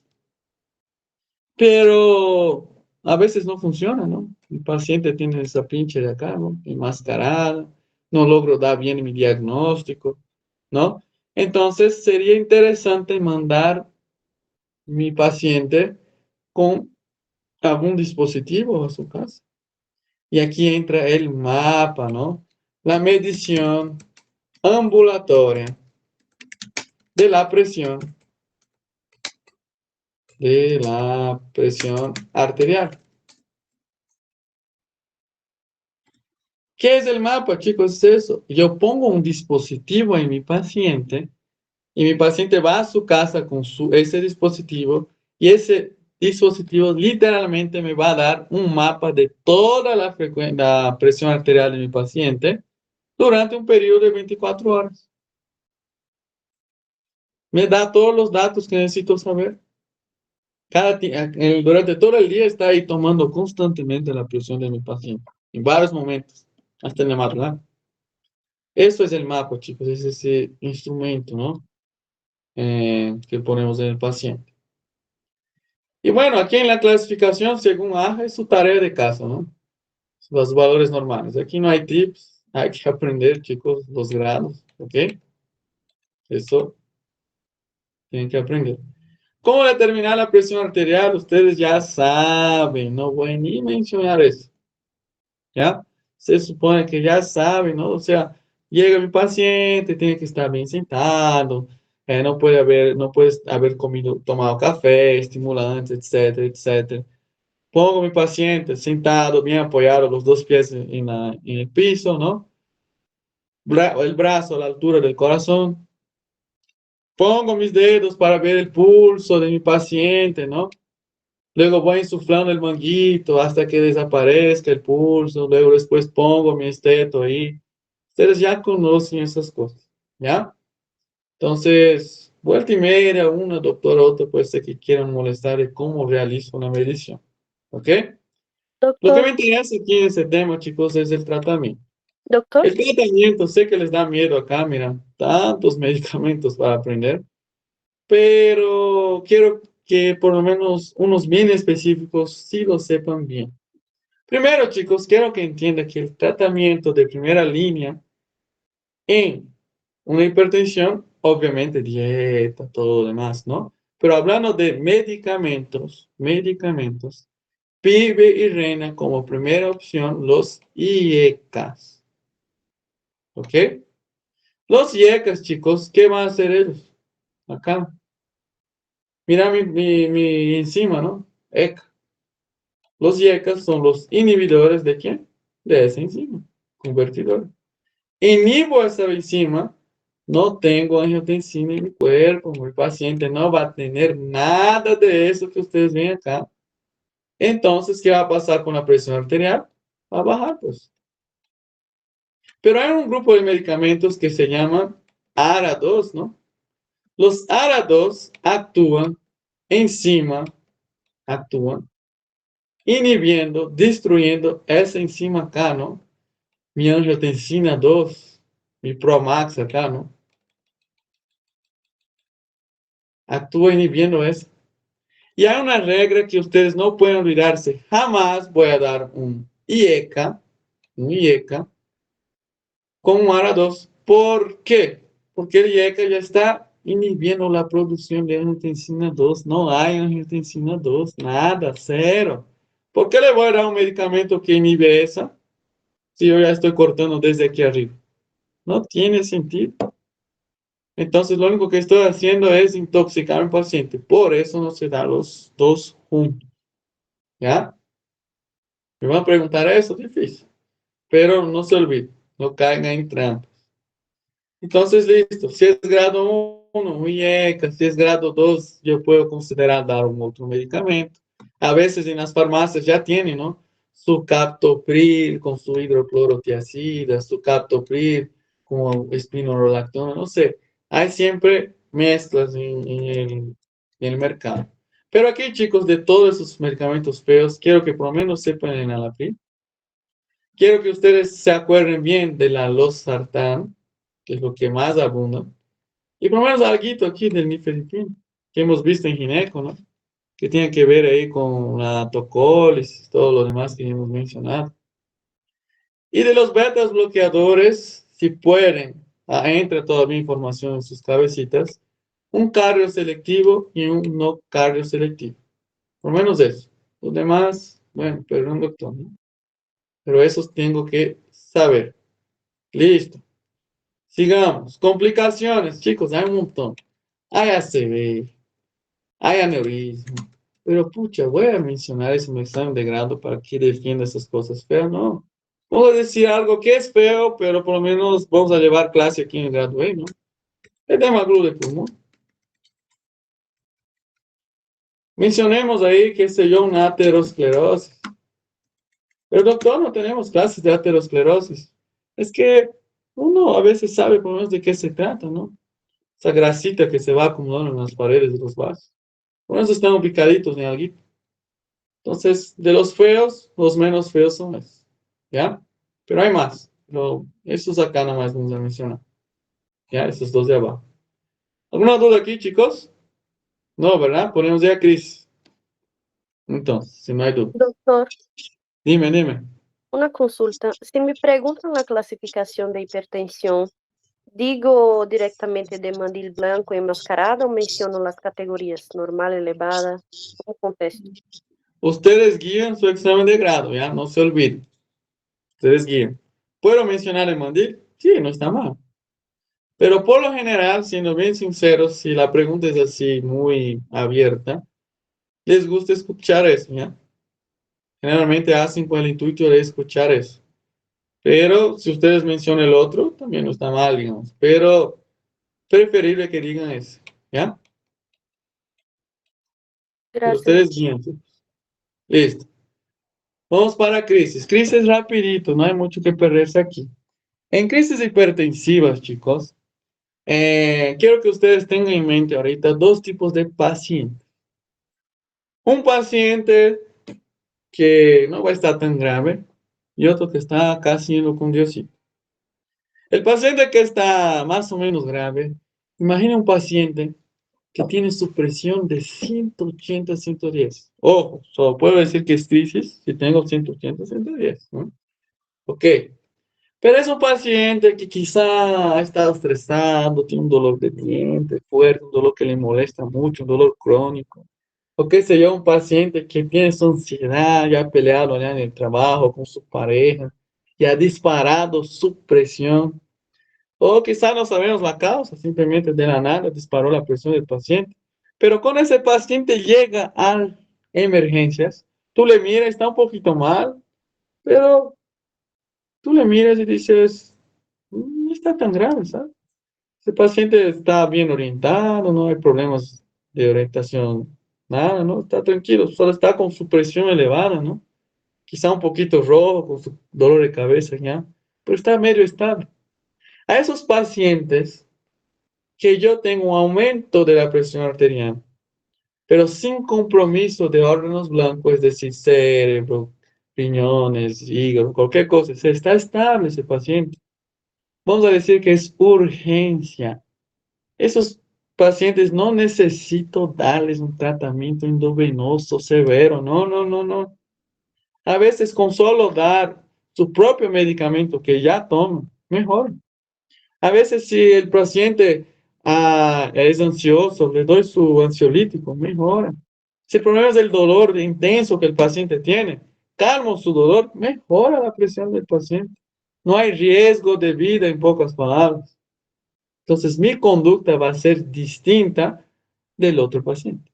El otro paciente que llega con su presión elevadísima, tú le miras, el paciente está mal, está con náuseas, está queriendo vomitar, está desorientado, tiene alteración de la conciencia, acúfenos, hasta fotopsia, todo lo que ustedes imaginen de complicación. Está mal ese paciente, tiene riesgo de vida inminente, porque si tiene tantos síntomas así, es que muy probablemente ya tengo prácticamente un daño al órgano blanco. Ese paciente lo interno, sí o sí. Ese paciente le doy medicamentos endovenosos. ¿Ok? Eso es lo que quiero que entienda. Emergencia tengo riesgo de vida, urgencia no. Listo. De tal manera que el paciente tranquilo, por así decir, la urgencia, yo les puedo dar esos medicamentos, ¿no? ¿Voy a dar todos de una vez? No, uno. ¿Cuál voy a elegir yo? El que el paciente toma. Si tu paciente toma captopril, pues toma ahí una dosis. Si tu paciente toma enalapril, toma su dosis de enalapril.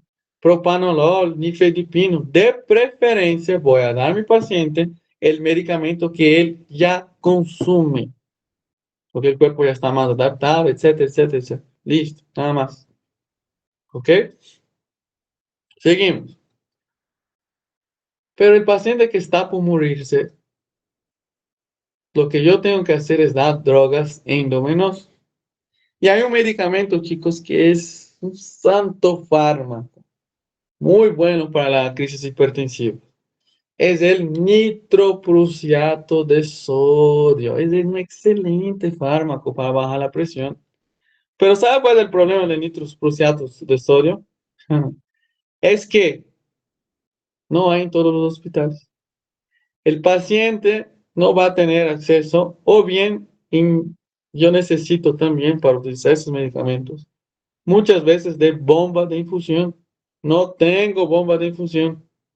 Entonces, mi medicamento que hay en todo lado va a ser la hidralazina. Si me preguntan en mi examen de grado el tratamiento, yo voy a decir, doctor, hidralazina 5 miligramos, EB, está. Listo. Si me pregunta qué más, ya, nitroprusiato. La nitroglicerina que está aquí en su material, yo utilizo generalmente en pacientes que tienen problemas coronarios. ¿Por qué? Porque ese medicamento acá han visto que hace una vasodilatación de los vasos coronarios. Ahorita voy a entender eso porque vamos a hablar de síndromes coronarios, que es cortito. ¿Ya? Entonces, en mi examen de grado voy a hablar de hidralazina, ok. La hidralazina también, chicos, es el medicamento utilizado en la crisis hipertensivas del embarazo también, ¿no? Listo. Ah, antes de pasar al otro tema, me he olvidado mencionar, ¿ya? Pregunta de grado también. ¿Cuál es el efecto tóxico secundario más importante aquí en el enalapril, en el IECA? Es la tos seca, chicos. Generalmente, cuando mi paciente presenta tos seca, es cuando yo voy a dejar de darle un IECA y lo voy a cambiar por un losartán de la vida, por un ARA-2. ¿Ok? Eso olvidé mencionar. ¿Hasta aquí alguna duda, chicos? ¿Se puede? ¿O ya están cansados de tanta información? Son temas densos, el día de hoy son temas densos, chicos. ¿Ya? Pero han visto, aunque haya explicado a ustedes, he dicho las preguntas puntuales, ¿no? De la conducta. Seguimos. Rapidito aquí, antes que se vayan, antes que se duerman. Síndromes coronarios agudos. Aquí, pucha, uno escucha coronario, escucha corazón y ya les duele la cabeza, no, pucha, el corazón. O de esos temas, no entiendo nada. Aquí, chicos, lo único que está pasando en los síndromes coronarios es lo siguiente. Mucho se habla del corazón, ¿no? Que el corazón tiene como función bombear la sangre, ¿no? Llevar la sangre en todos los tejidos del cuerpo y llevar oxígeno, ¿no? La sangre está llena de oxígeno. Pero poco se habla del corazón en el sentido de que, ¿qué nutre el corazón? Al final de cuentas, el corazón también es un órgano, necesita oxígeno. Sí, necesita. Necesita sangre también, ¿no? En sus tejidos. ¿Quién nutre el corazón? Son dos arterias que se llaman arterias coronarias. Tengo una arteria coronaria en el lado izquierdo y tengo una arteria coronaria del lado derecho. Cuando hablo de síndromes coronarios, Las famosas anginas estables, las famosas anginas inestables y el famoso infarto agudo de miocardio, ¿no? Cuando hablo de estos síndromes coronarios, chicos, estamos hablando que algo ha pasado en mis arterias acá coronarias que me está desencadenando sus problemas. Por ejemplo, si dibujamos acá mi arteria coronaria bien bonito, y de la nada llega y forma un trombo aquí. Tapa toda la circulación. ¿Qué va a suceder? Infarto agudo. Pues no va a llegar oxígeno, se va a morir ese tejido, voy a tener necrosis, pero va a tener dolor. Y un infarto agudo de miocardio, ¿se acuerdan que los pacientes duele, no? Dolor precordial, ¿no? Dolor precordial. Precordial. De tipo opresivo, ¿no? Mi paciente lleva la mano al pecho, ¿no? Cuando se infarta, ¿no? Ustedes conocen, ya, me han visto. Entonces, yo les estoy diciendo que en el infarto tengo ese dolor, ¿verdad? Y tengo daño en el tejido porque no llega oxígeno ahí en esa región. Pero quizá no tengo un trombo, doctor. Quizá, no sé, se ha acumulado grasitas aquí. Mira. Pero tengo grasitas y miren cómo está la sangre, ¿no? Va a pasar con eficiencia. Entonces mi paciente empieza a hacer su vida rutinera, ¿no? Un ejercicio físico. El corazón empieza a trabajar mucho, necesita mucho oxígeno, pero no llega suficiente oxígeno, pues es poco. ¿Qué va a pasar con mi paciente? Dolor precordial de tipo opresivo. Pero ese paciente a veces le pongo en reposo, tranquilito, para que se siente y mejora, ¿sí? Con solo el reposo y un periodo ahí menor a 20 minutos, rapidito mi paciente mejora. Sintió dolor, pero puse él en el reposo, mejoró. Ah, está estable ese paciente, ¿no? Estamos hablando de qué? Angina inestable. Perdón, angina estable. Pero hay pacientes que quizá esa grasita acá es más abundante, hay mucha grasita, mira. Miren cómo está la luz de esa arteria, mira. Casi nada de sangre pasa. Entonces, a esos pacientes hacen un ejercicio, una cosita u otra, y de la nada dolor precordial, no llega oxígeno suficiente. Pero miren, no hay daño porque todavía pasa sangre. Es poco, pero pasa, ¿no? No hay daño, no hay isquemia aquí en ese corazón. Pero tengo dolor. Pero ese paciente, pucha, le pongo de reposo, no mejora. Le doy su nitroglicerina, que es el medicamento que hablamos ahorita, ¿no? Que aumenta el tamaño de esas arterias coronarias, ¿no? No mejora. Está inestable. Angina inestable.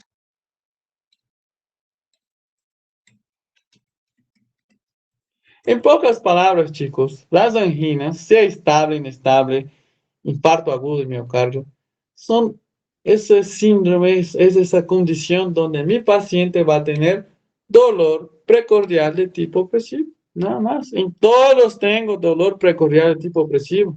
Si me pregunta la diferencia de angina estable e inestable en mi examen de grado, yo voy a decir lo mismo para todos. Dolor precordial de tipo opresivo. Pero la estable, mi palabra clave aquí, mi palabra de oro, es que yo tengo que decir que en la estable, mi paciente mejora al reposo. Y un periodo menor a 20 minutos es ese dolor. Mejora al reposo, por eso es estable. La inestable, por otro lado, el dolor dura más que 20 minutos y no desaparece. Sigue el dolor. Esa es la clave, por eso es inestable. El paciente no mejora, sigue con dolor. Y duele, chicos, duele. Por eso, así voy a diferenciar mis anginas. Pero si la pregunta es diferencia de angina inestable e infarto agudo de miocardio, chicos, angina inestable, yo voy a decir dolor precordial, opresivo, mayor, ok. Pero tengo que decir que no tengo necrosis. ¿Tengo dolor? Sí, pero ese paciente acá, mira, pasa sangre en mi paciente, sí, pero es poquita. Por eso tengo dolor, porque es poca sangre que llega ahí. Sufre el corazón, pero no muere el tejido, no hay daño, no hay necrosis, porque todavía llega oxígeno, pero poco. Diferente del infarto agudo. El infarto agudo tengo un bloqueo total de esa arteria. Tengo daño, tengo isquemia, muere, necrosis. Inclusive, si yo no quiero hablar síndrome coronario y todo, digo, doctor, infarto de agudo miocardio, ese dolor precordial opresivo que siente el paciente y que tengo necrosis en el tejido. En la angina inestable, dolor precordial, puedo ser repetitivo si quiero. ¿Ok? Expliquen de la forma que les parece más conveniente, pero nunca se olviden el tiempo, que uno mejora con reposo, el otro no, y que en un infarto tengo necrosis, muerte de ese tejido. En la angina inestable no, solo es dolor, dolor. Otra pregunta de examen de grado. Doctor, ¿qué es el signo de Levin? Es esa cosa acá que nosotros ya hemos hablado. Es esa posición, ese acto de llevar la mano al pecho. Eso es signo de Levin. Dolor precordial de tipo opresivo. Todo el síndrome coronario que ustedes han visto, algo ha pasado con mi arteria coronaria, ¿ok? Y todos yo tengo dolor precordial de tipo opresivo. Nada más. No hay donde perderse en ese tema.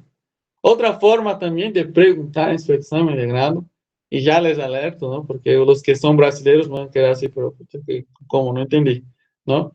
Es que te pueden decir, doctor, ¿qué es el infarto no Q?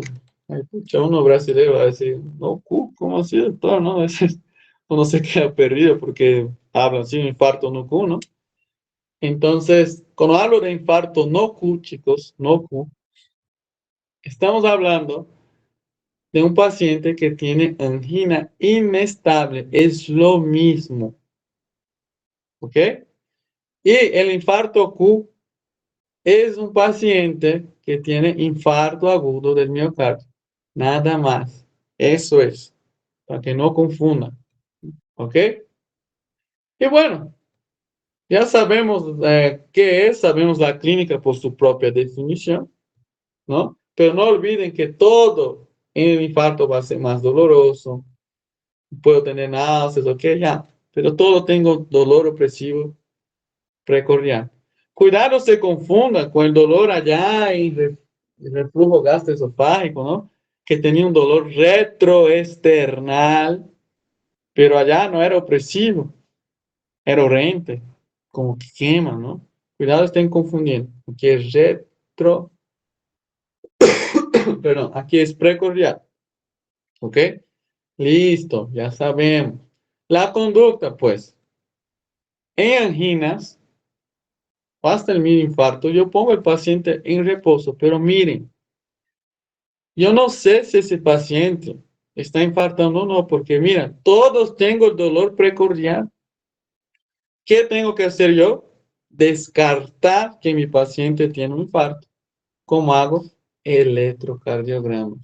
Chicos, fue mi pregunta de examen de grado, ¿ya? El doctor me dijo la siguiente frase, doctor, estás en emergencias, llega un paciente allá en emergencias y refiere dolor en el pecho, dolor opresivo en el pecho. ¿Cómo hago para saber si ese paciente tiene un infarto agudo de miocardio? Chicos, yo he intentado huir de todas las formas posibles que ustedes imaginen del electrocardiograma, porque yo tenía miedo de defender un poco el electrocardiograma. Pero me ha preguntado qué más, qué más, qué más, hasta que yo diga el electrocardiograma. Inclusive se ha enojado un poco y me ha dicho, mira, ¿qué laboratorio, qué equipo yo tengo en casi todo hospital? Me ha dicho. Ah, yo ya ni modo, tengo que decir el electrocardiograma. Le dije, pensé que me iba a preguntar algo, no me ha preguntado. Es que aquí, chicos, en el infarto, en el síndrome coronario, es indispensable el electrocardiograma. Tengo que pedir el electrocardiograma. Tengo miedo de defender el electrocardiograma, ya digo por último, pero tengo que pedir. ¿Puedo pedir enzimas cardíacas? Sí. Tenemos la CKMB y la troponina, ¿no? Me ayuda, sí, me orienta, pero tiene un problema.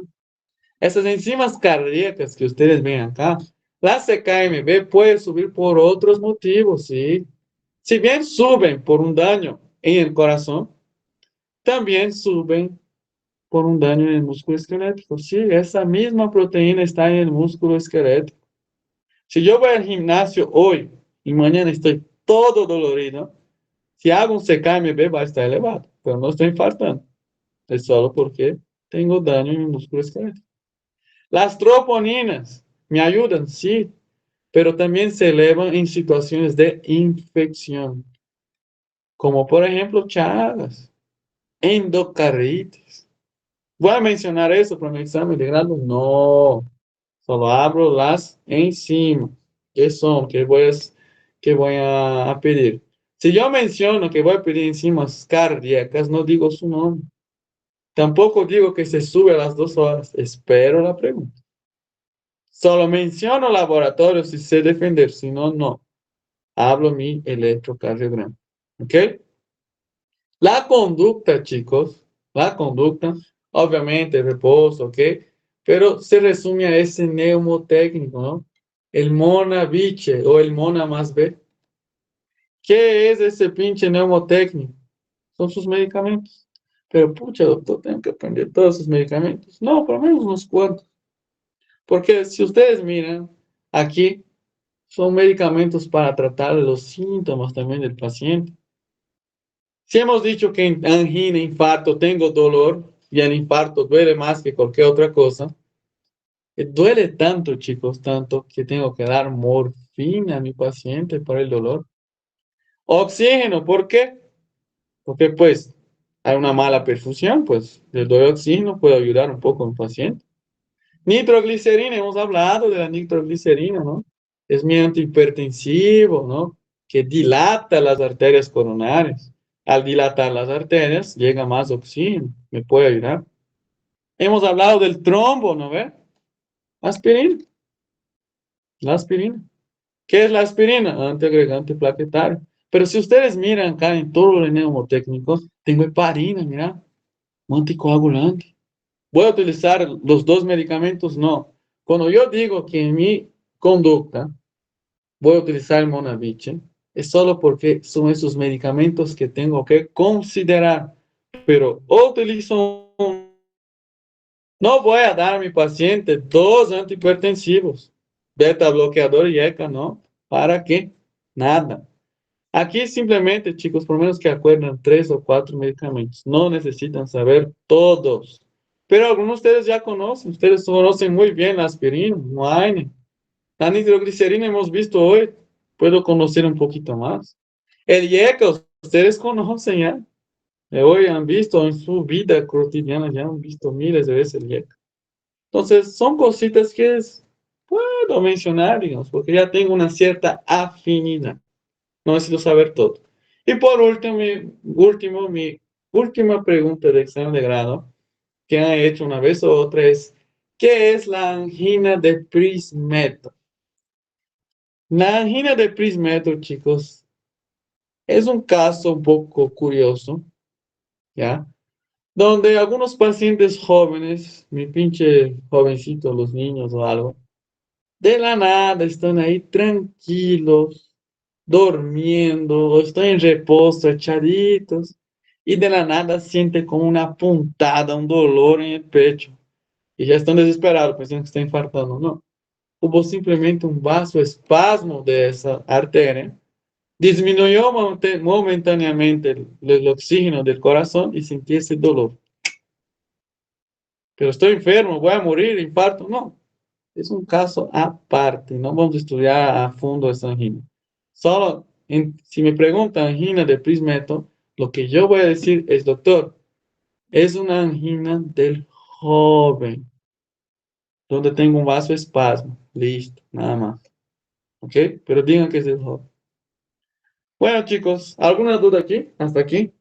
¿Se ha podido entender el temario? ¿Les pareció muy difícil? ¿Cómo es? ¿Han podido? Perfecto, espero que hayan gustado la clase, espero que hayan entendido. He tratado de, créanme, de resumir el tema. Pero hay muchas preguntas de grano en ese tema, ¿no? No había cómo ir. Entonces, bueno, que tengan una buena noche, éxito en sus estudios, ¿ya? Estoy seguro que ustedes van a aprobar, son capos. Chao, chao, nos vemos en la próxima clase.